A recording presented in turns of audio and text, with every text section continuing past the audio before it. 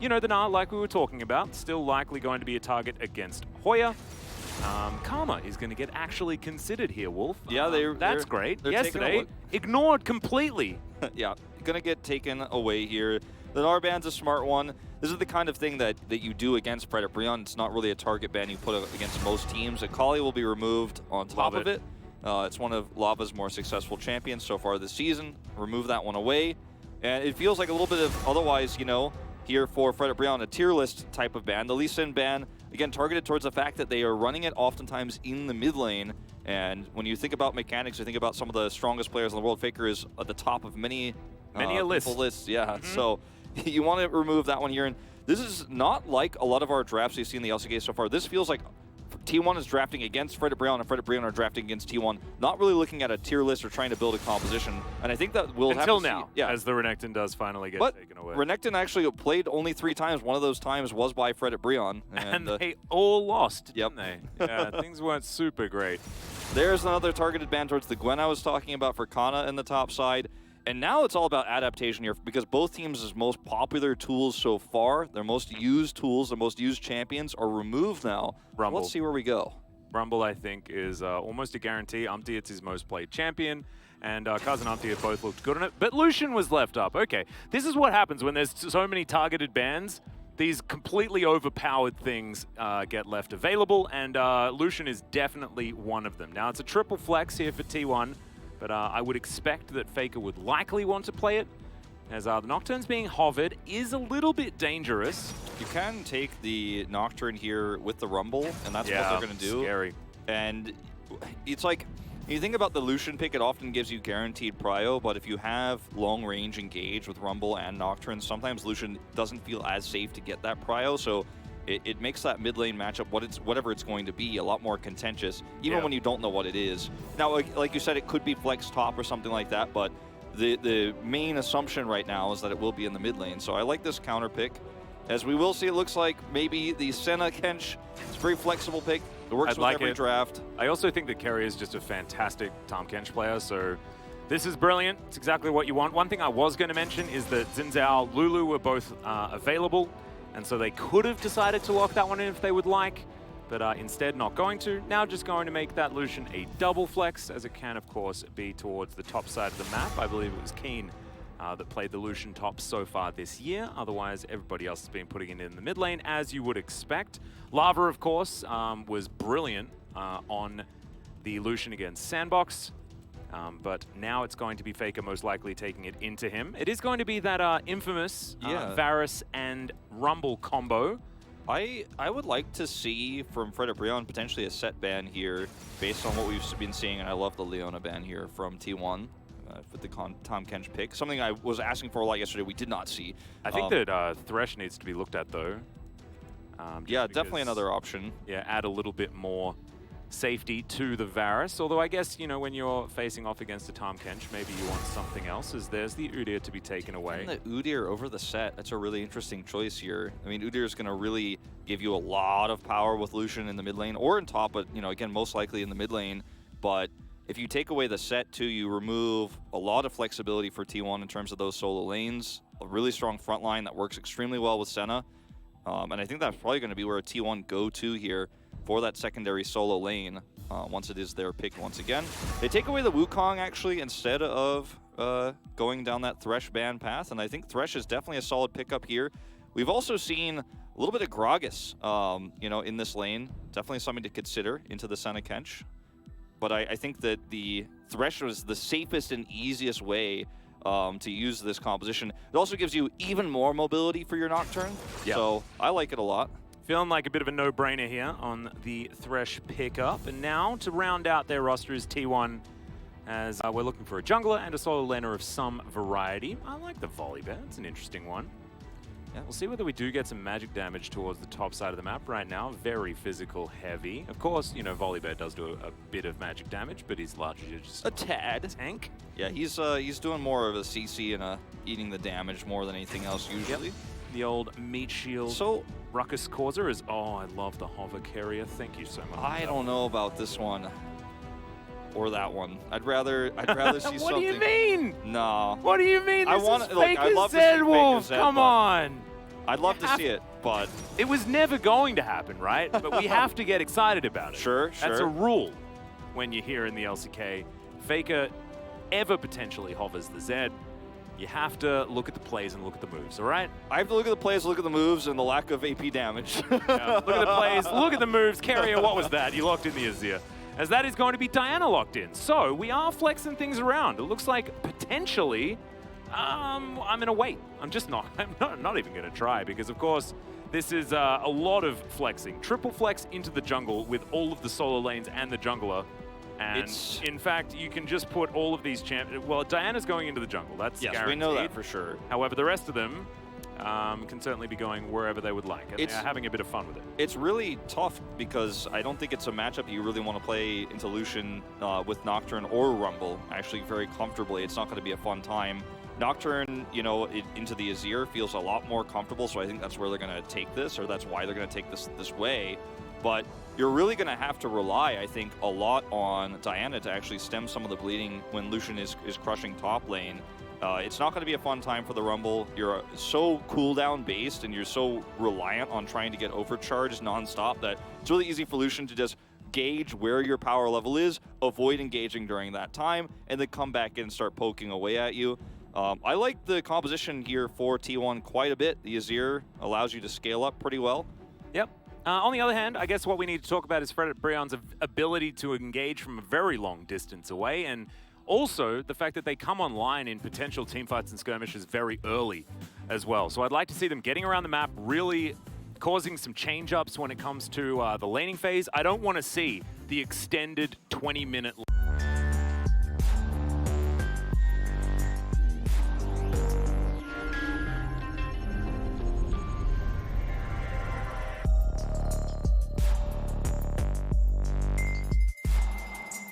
Prio on the top side. That's what you have to do in the early to mid game here for Fredit. No, you're exactly right. T1 on our blue side against Fredit Brion now. Lol King Lava up against the actual king of League of Legends in Faker. We'll see whether it is going to be Lava favored this time around. I think Lava has done it before as well, even when he was on Humble Life Esports a year ago or so, where they were able to take down T1 during the regular season. It's sort of just one of these things. T1, not of course impervious to losing a game or two in the regular season, and especially not when they have been doing a lot of experimenting last time around. I'm looking forward to seeing whether T1 can show us some consistency in this summer season, and so far has started off not so well on that front. 50-50 is sort of the definition of not very consistent. Again, though, that second loss is to Damwon Kia, and yeah, true. And it's one of those moments where if you are T1, if you don't, nail the landing on this one, like if you don't end up taking this one 2-0, this one goes to a third game, that's when you start to feel like, okay, definitely we're not consistent. We're not consistent enough. We need to be doing a lot better. If you're a T1 fan, you're feeling that way. But if you take the 2-0 here, I think you're feeling pretty good as a T1 fan right now, even with that loss to Damwon. We saw that 3-game series happen last split as well, and it's pretty common against two top teams to have a variable series like that early on in the season. Yeah. So I don't want to judge too harshly. I'd rather judge Damwon Kia on their loss to KT, but we'll talk about that in our second series later on. Yep. That being said, KT showed us a pretty fun series last night against Gen G. I think that maybe the power level of KT is the thing that we really want to be focusing on. Yes. There, but we certainly don't want to be focusing on either of those teams right now, as we've got Henna and Delight taking a lot of damage here from Carrier and Teddy, who are also going to have the advantage when it comes to the sustain, but not level 2, as Henna will be able to throw some piercing arrows across. And yeah, this is why Henna has decided to take the longsword, just to give him a few extra pots here in this lane, to keep it a little bit more competitive before that first reset. Teddy is one of the players that is so terrifying right now in this meta too, because every champion that he's fantastic on seems to be extremely relevant right now. Yeah, right. So, you go for the Senna Kench in this composition because it scales well, but it's not going to get totally destroyed in lane, generally speaking, especially when we're talking about Keria. As you see, Fakers. Yeah. 75.4 on about 65 games of play. Yeah, I mean, that's a lot of games. Good on 6. A sample size of 65 is not a sample size that I normally talk about. That's actually quite a large one. That's pretty big. Actually, not as big as I would have thought for Faker, though. I think it's probably because it was banned against him so many times. Yep. Probably banned against him more than 65 And also, times. you might be thinking that he's played it a lot more when, you know, they also had a couple of subs that did like to play the Azir. Easy Hoon, of course, coming to mind. True. Has a skin, an SKT skin. That's a throwback. Gotta remember, so many people that still assume that the Azir is in fact the Faker skin, but that year it was not. Nope. Well, you can see the top prio is kind of going as expected right now. Lucian is just dunking on Hoya at the moment. 12 CS up as he's trying to catch the wave. And this is to be expected. You know, like I was saying, it's really easy for Lucian to sit back. And Hoya has to use his abilities to clear minions and try to get CS. There's no way you can even, like, look at this. Like, he's just like, no, I don't care. I have a whole wave of minions and a turret in front of you. I'm still going to trade against you. You know what they need? They need actually for all of these Drakes to be clouds so that he can, like, get up to the point where he has enough ability haste to just equalize every single wave. And then he just never has to get worried about the Lucian. Unfortunately, you don't get Equalizer until level 6, and already things are going a little bit rough. But, you know, we'll see how Hoya's going to go. Doesn't exactly rely too much on too much money, just because the base damages of good old Rumble are still extraordinarily high. Yeah. So we'll see how he does go. Right now, I think stemming some of the bleeding is going to be a good thing, as Umpty, I believe, waiting for his Krugs to come back up. We saw that stat for Cuz, actually pretty impressive Volibear jungle. Played it a lot during the time he was becoming a lot more meta last year and earlier this year too. It's only really been Clid who's actually doing it this season so far, but like to see it here for T1 as well, on a player who's very experienced on it. It's kind of a bit of an off-meta pick. We had so many bans in the jungle, including the Udyr towards the end, so ended up being a pretty great choice to round out this draft. A lot more CC. And can certainly be great in these early skirmishes, where T1 is going to be, I think, at their weakest, because they get so much stronger the later the game goes. I like it. As Hoya up here hasn't actually teleported back or anything yet. He's just waiting for this minion wave to come forward. And look, if he's within, you know, 10 CS, 15 CS, he's probably okay. Feeling okay. Of course, up against a lane bully when he's certainly playing a bit of weak side top lane at this point in time. This is going to be the time where you see Umpty start to make moves around the map. He's nearly at level 6. He's trying to get a lot of vision away, and he wants to try to punish the prio that's in bot and top right now. As soon as he hits 6, that's when he's really going to have to make those plays happen. You can sometimes use Lava in conjunction with this Diana. As I don't know, Hoya. Yeah, in a little bit of trouble here as he had just teleported back as well as there's Paranoia. The teleport to come through as well. As you can see, Cuz was tanking up the turret. In goes Lava now, the flash comes in. The culling isn't going to be enough here as it looks like it. Lava actually getting so much back and he survives.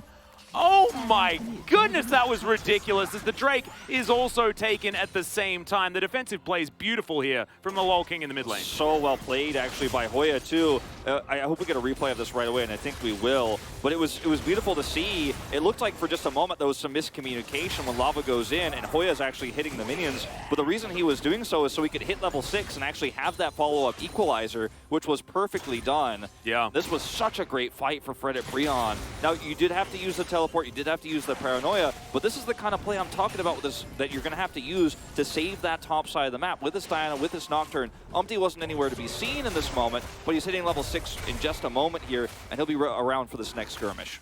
Yeah, you can see Cuz, he should be able to grab this Rift Cutlass, so that's going to be a bit of a consolation prize, but have a look at this. I mean, I haven't seen Umbra Blades be that valuable in a really long time. It really managed to keep Lava alive there. He also has Paranoia up, so he has to back away because he knows he's under turret aggro and can't finish off the kill. Hoya finishes those minions off, gets 6, then hits the equalizer to finish off the Volibear. Cuz goes down. So well played here by Fred at Breon. It looked like a shoo-in for T1. What a great turnaround. Yeah, really nicely done. It is going to be red buff lost as well, as actually, you can see Cuz going to be answering that top lane situation. And if at first you don't succeed, Wolf, generally you just go for it again, is how it's supposed to work. Umpty's coming. He's got 6 right now, and this is what I'm talking about. They're just trying to abuse the fact that they know T1 is going to hover around this top turret, and Umpty's here. Delight's coming over. T1 have to think twice about this one, I think. Yep, Faker was moving up towards the top side. He had priority in mid lane, but Lava is going to equalize that wave, and as you can see, it's about getting the prio around this Herald. Henna's moving on in, though. It is likely to be a 5v5. And what did we mention before? I feel like this does favor Fred at Brion and their position right now. Level 6 is very good as Teddy's going to jump on over. This is aggressive. He gets the flash out of Hoya already, but he has the equalizer available, and there it goes. Carrier is going to spit Teddy right on top of the equalizer, but no engage to actually follow up. That's a double snare coming through from Teddy.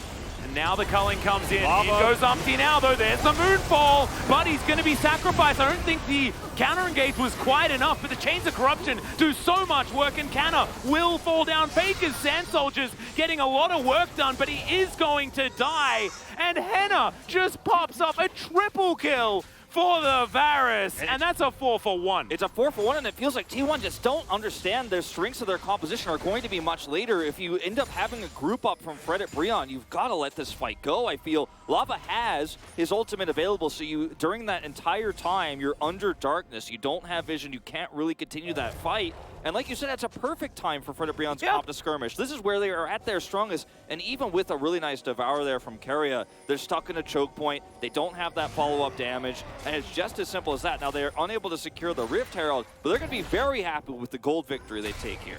Yeah, of course. Hoya's almost got that equalizer back available again as well, so they might be able to actually get over here. Paranoia's nowhere near up, though, so it looks like it's just going to be Rift Herald taken by T1. And let's have a look at this one more time, because you saw the equalizer. It was used very early. And then Lava's over here on the side. We're not done yet, apparently. Yes, in the meantime, Umpty is going to be taking a Lantern Ride to try and get out. Dawning Shadow does a fair bit of damage as in goes Faker. The box comes through as Umpty is going to get flashed on by Teddy. Lava now in trouble, and we were singing the praises of Fred at Brion, and then they throw all of the advantage away. Kerry actually locks down that kill, but good on T1 for answering back so swiftly. Yeah, Cuz gets the Rift Herald and the Scuttle on his way out, so a lot of extra gold going over to him, and they are going to be able to secure a significant charge, you know, with that first Rift Herald as soon as they find an opportunity to. But ends up being a lot of these fights, which is, it's cool, but also scary and worrying a little bit that it's Teddy who's trying to be the initiator with these Chains of Corruption coming through. He ends up getting the double root here, but look at Lava on the right side of this fight when you're watching. The culling doesn't do much, and they don't have any vision throughout the entirety of this. Yes, they can focus down Umpty, but they have to go so deep to do so that there's no way out. The fear hits Kana. Keria is already dead. Teddy's caught on the side because he was playing so aggressively around that chain. And T1 really thought that this fight was going to be theirs. They were going to finish those targets off, but they simply do not, and they stay way too long. And Umpty actually, it looks like he thought that this was an opportunity to go for a kill, as I believe he actually missed the chains, something on the lantern. Yeah, missed the Q as well, unfortunately. The old curve, bit of a problem, is, yeah, this, I don't know why it was necessarily a fight that they wanted to take, but it wasn't a good one.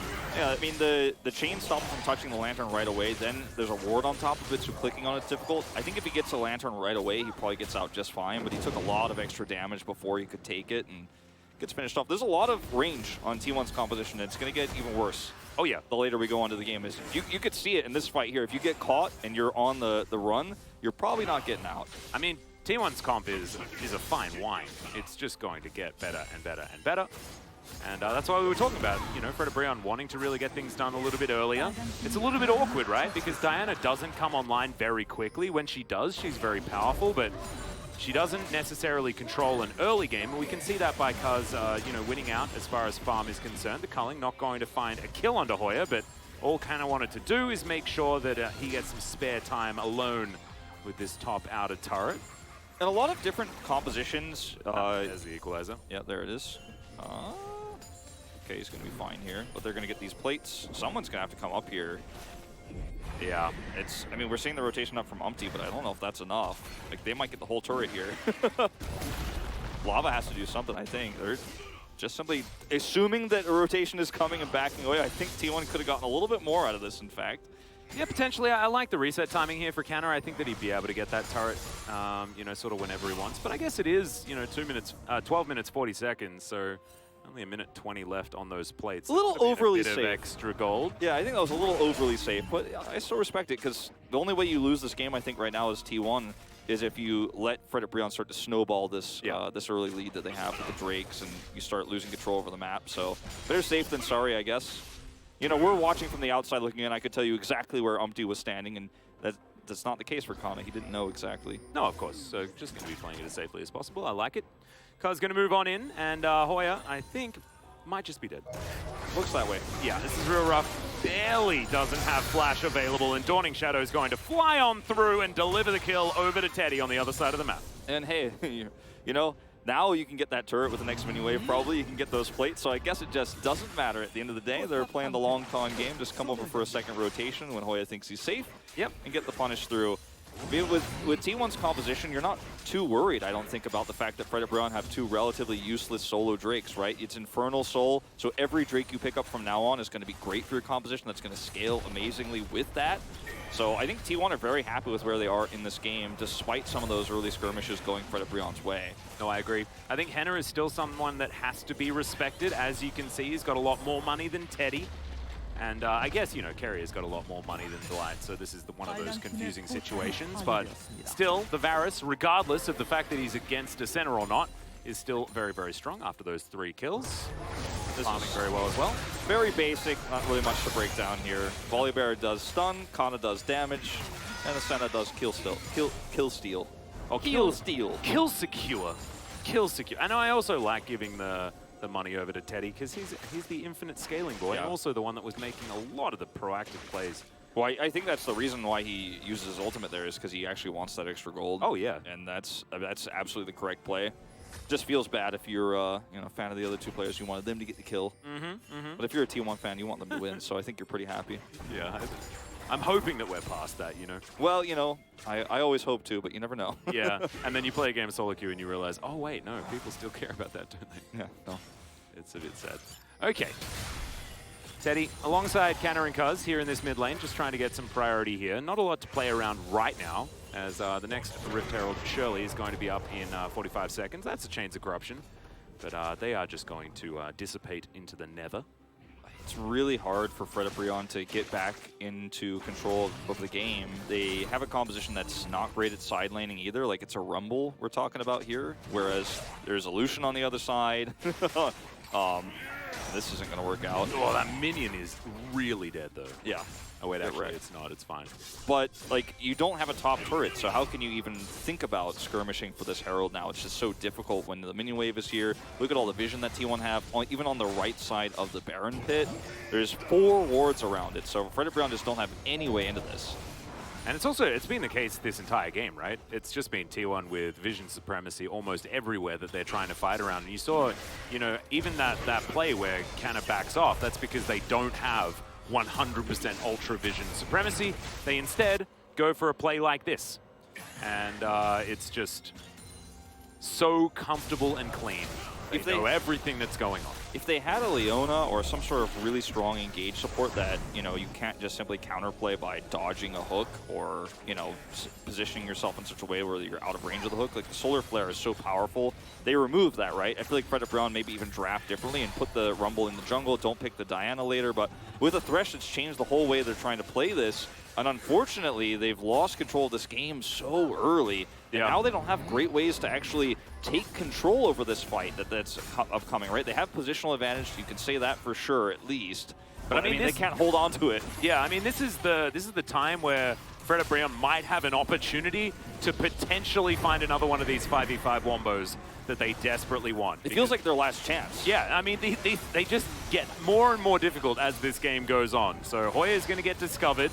Shirley is going to march towards this turret and will be able to take that one down with a swift headbutt.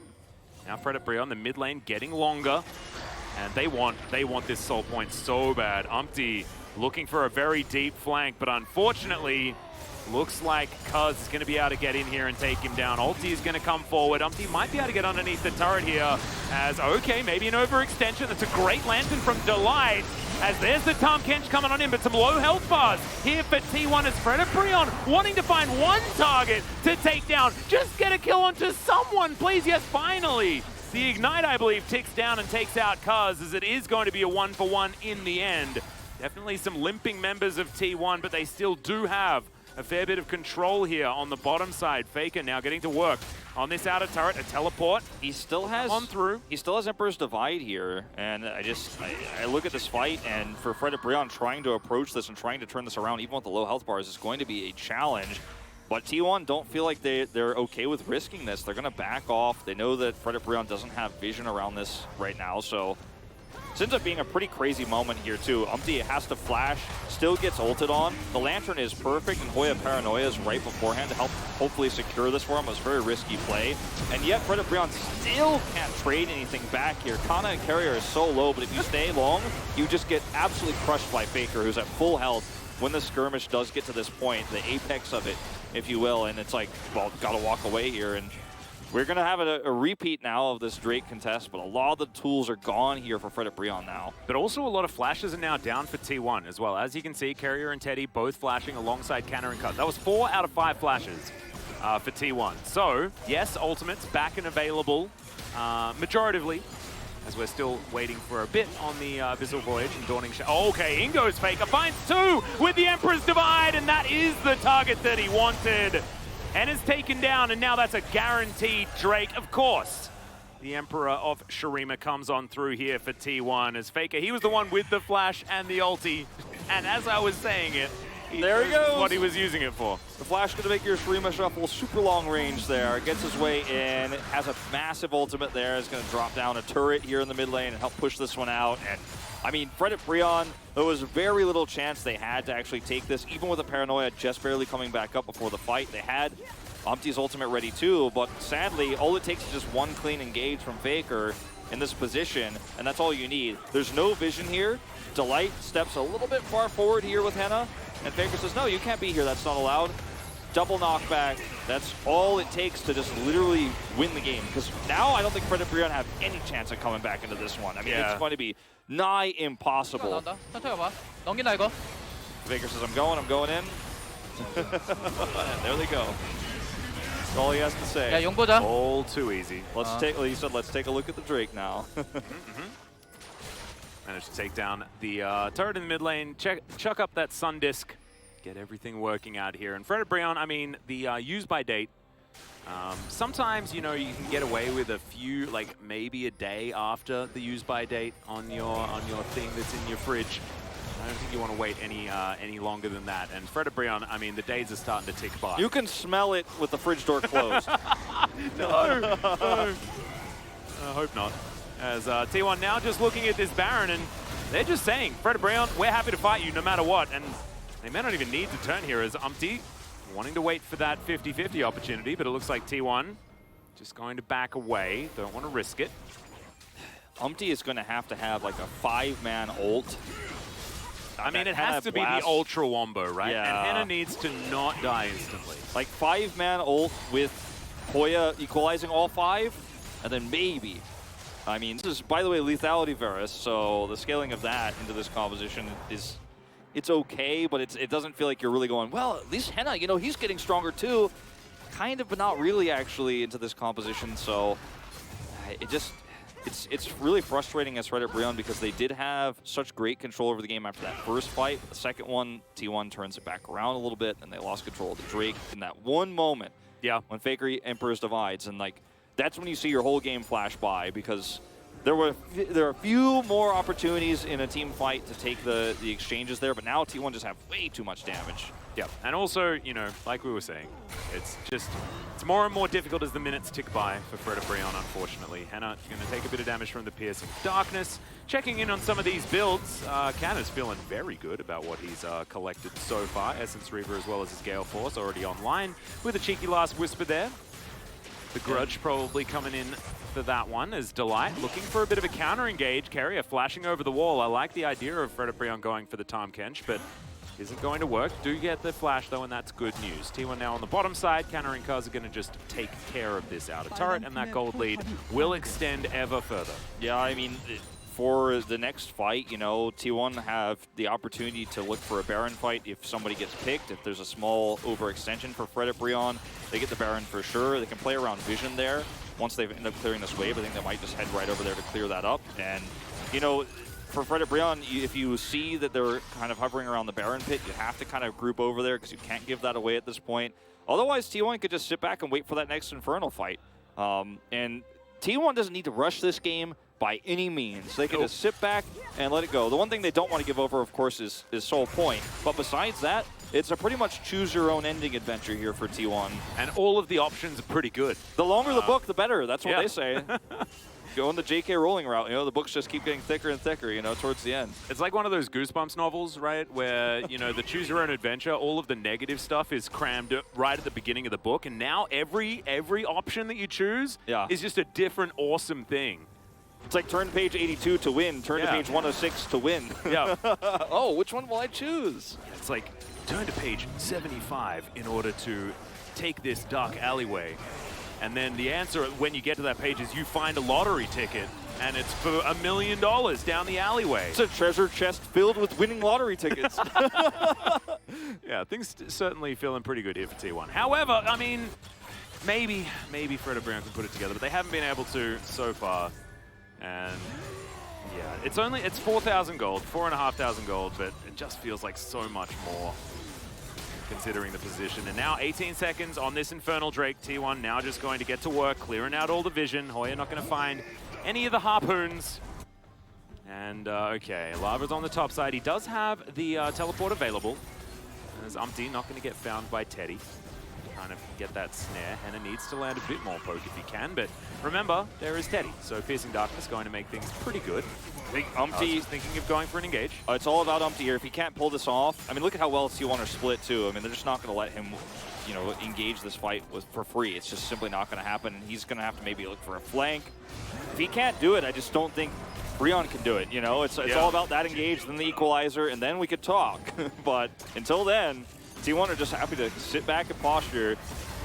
T1 haven't even lost a turret yet. The amount of map control that they've had this game is just ridiculous. Okay, this Drake getting taken down very low as T1 are biding their time, waiting for their opportunity. Cuz going to move in, but he's going to lose the 50-50, and there is the wall set up by the equalizer, and it is going to be Soul Point given over to Frederic Brion as T1 decide they do not want to go for it.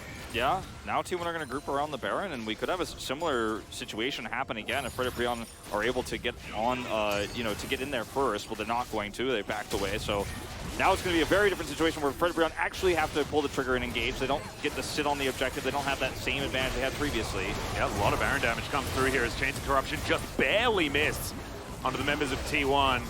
That was almost a mulligan there from Henna, but unfortunately, we don't have those here in League of Legends. Nope. Umpty, back of the pit, looking for his opportunity to get in. Cuz below half health and actually takes a lot of damage from that hail of blades. Lava gets his first turret. There we go. T1's objective control a little bit shaky here, but remember, they can always fall back to the other winning condition in the Goosebumps story, right? Because they don't have to win. Yeah, they don't need to go down the alleyway and get all of those lottery tickets, because if you just take the other option, then there's this other thing, which is I think it's like page 95 or something like that. Sure. I mean, it was a little bit shaky on the Drake because Frederic Brion were able to kind of skirt around the edge of it and then pull it towards them, and T1 did not respond quickly enough. Cuz just mistimed the smite a little bit. But then they were like, okay, we lost this. We better go fight the Baron, which felt like an even crazier thing to do, and they just weren't able to keep control of it. They lost, the mid-turret during all of that, and Canna's really far ahead. Yeah. Frederic Brion get two small victories here in a Baron deny and a Drake, but they're still not any closer to winning this game. They still have to have that Miracle Team fight. That's the only way in. Yeah, and that Miracle Team fight gets more and more and more difficult. As Hoya could be just dead here. No, it's just going to flash himself out of the way. He does have a stopwatch there.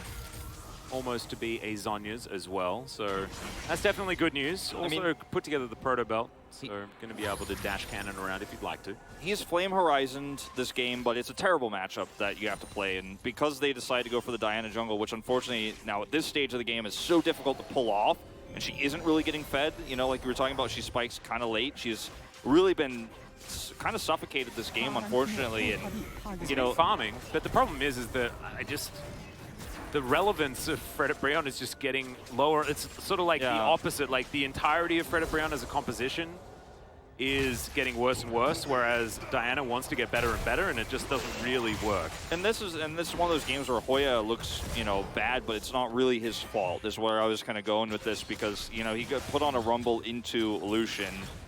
He lost lane. He was constantly being, camped. We did see that one kill, that was on the top side of the map there when they did counter gank. But besides that, he hasn't been able to do anything. He's essentially an equalizer bot in this game. He's hoping for the best equalizer possible in that Miracle team fight. Yep. And so this isn't a game I feel like for Fred Brion you want to criticize individual players or individual plays, but rather the fact that they weren't able to capitalize on their comp early enough is really a great strength of T1. They played it defensively well enough. They didn't fight for those first 2 Drakes, and now they're just playing for their late game strengths. And Fred Brion, everything that happens from now on is either a miracle or what you expect, right? So this is not a game to go, well, maybe Fred Brion is just not as improved as we thought, because in this game, you've kind of already started to think about the draft for game 2. Yeah, and also their first skirmish was good around the Herald, and then they didn't really have to have Umpty wait here to throw his life away, and I think that was where the tempo really fell into the bin, and it became so much more difficult for Fred Brion. These sort of comps are difficult to run, right? Because when you feel like you're, T1, they're against Fred Brion, whereas Fred Brion are against T1 and the clock at the same time. Exactly. It's not really fair. He gets his Zonias now, Umpty does, which makes that, really tough engage. It feels like, okay, you can go and set that up, then you can go golden, and then hopefully do a little bit more damage in the fight. That's what you have to do. We did see the defensive item built early for Hoya. I don't know if he'll ever end up getting a Zonius in this game. It's got an Oblivion Orb instead. It's just his build's kind of all over the place because he's trying to just not lose the game and hopefully do a little bit of extra damage in the fight after the equalizer. It's a rough time. Yeah, this is definitely some welfare rumble. But we'll see whether Hoya is going to be able to find said equalizer. But this is now T1 looking for their second Infernal Drake. This one, if it gets stolen by Fred Brion, maybe our ears perk up a little bit. Yeah, Fred Brion were on the Drake first last time, and they had positional advantage. Not to be the case this time. All right, Faker is going to get Moonfold. Okay, that's a decent Emperor to divide, though, and Carrier comes through, gets the Devour, and now the answer comes in. Lava has to get out immediately. He's exhausted as Carrier is just orchestrating this fight so beautifully.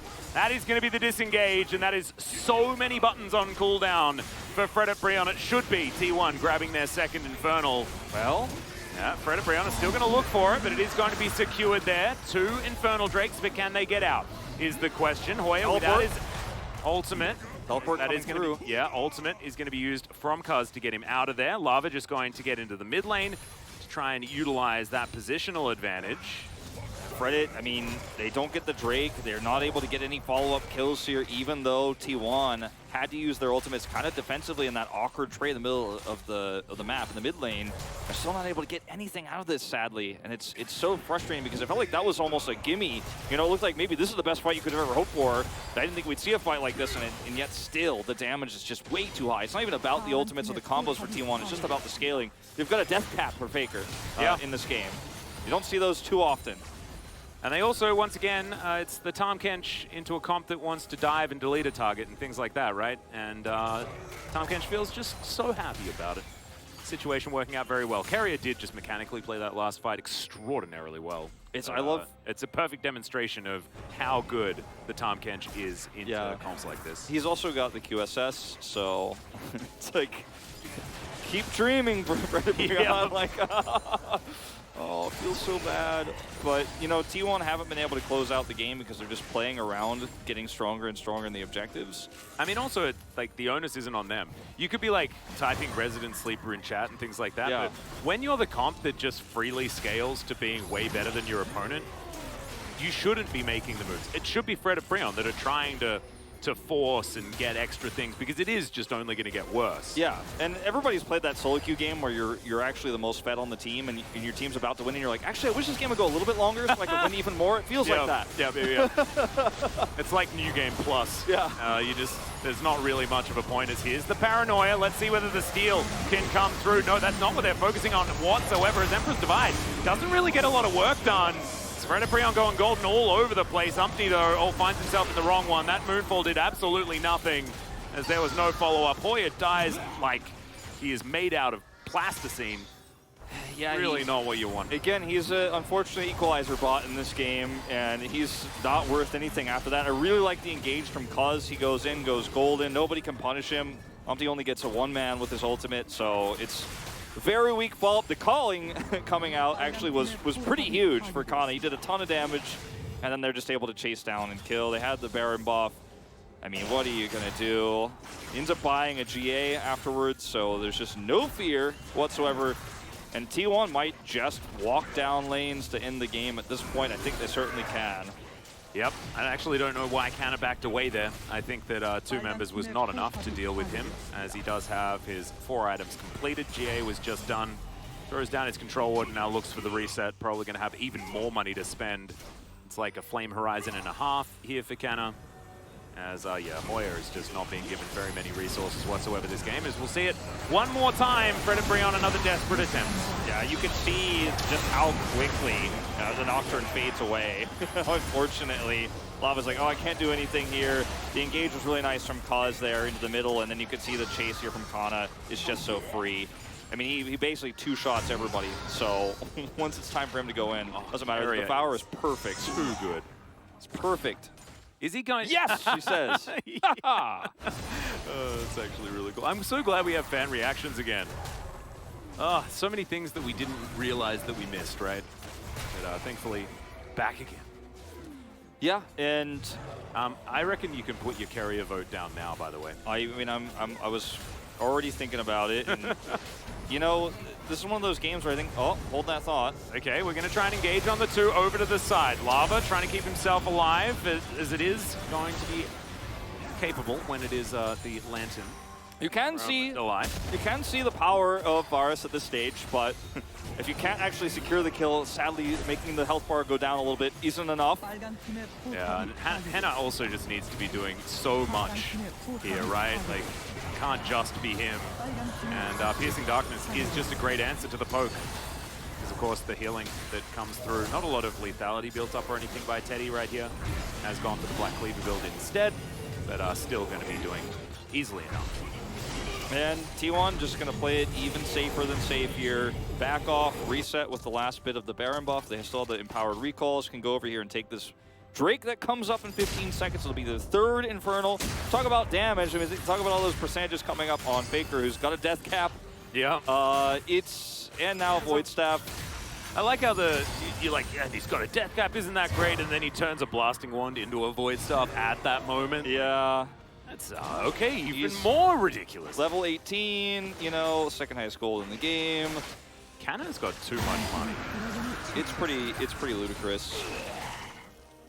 And now, I mean, T1, I think a lot of T1 fans might be like, well, I'm a little bit concerned that we couldn't close out the game when we had this big of a lead. No, I don't think you should be, because this comp is just like, make sure Varus doesn't blow somebody up, make sure there's not some crazy wombo combo, and you win no matter what. I know we sound like broken records on this one, guys, but like this is exactly what T1 needs to do. There is a chance back in this game for Fred and Brion if they overextend or they try to force something a little bit too early, and it's just not necessary to do so. Yeah, I mean, there's also always the counter argument of, I guess, like, yeah, but if you wait long enough, then it's just one team fight that they need to win. But I think just Fred and Brion's composition just doesn't do quite as much as T1's does in the later stages of the game. So the percentage chance of that miracle team fight happening it's so low. It is definitely deteriorating. Yeah, very quickly. And, you know, it's not for as much as it is for fans sometimes, I think, to say they're better than other teams. Like, oh, my team is crushing so hard. Like, T1 doesn't care about how hard they win the game. They just want to win the game. That's no, exactly. And it also needs to be the consistency, right? As Cuz is going to turn that turret off. Goodbye, Umpty. Oh, but that felt personal from Faker. Sweeps him up.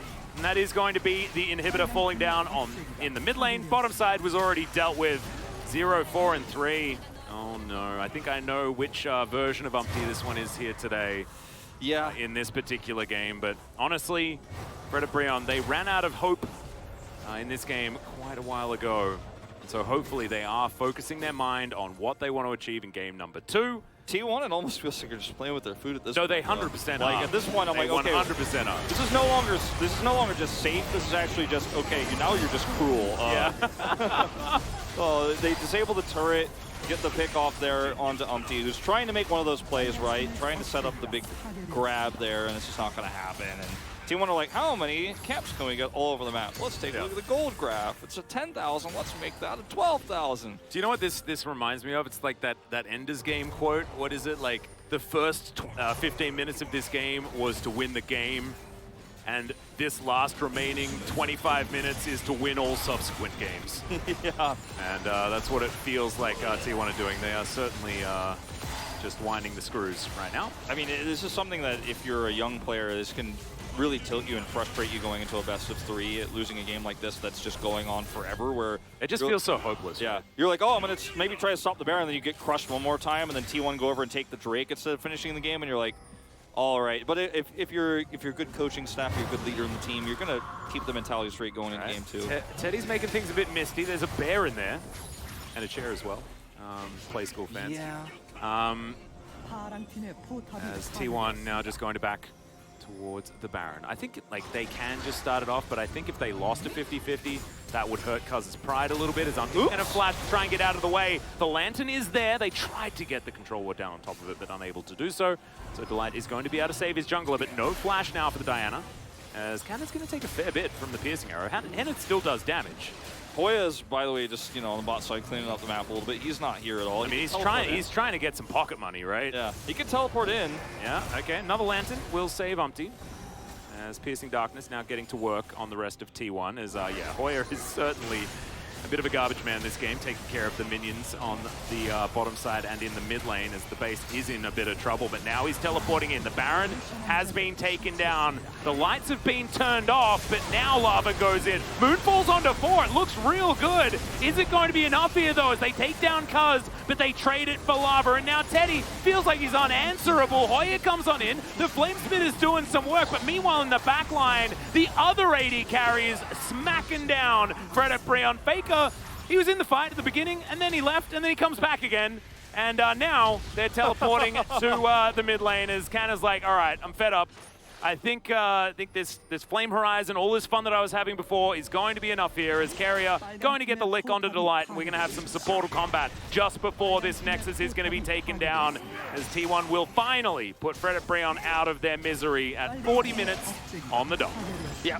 Nasty game here, actually, to the end of the day here for Frederick Brion, sadly, but that's all you can hope for is that one wombo combo.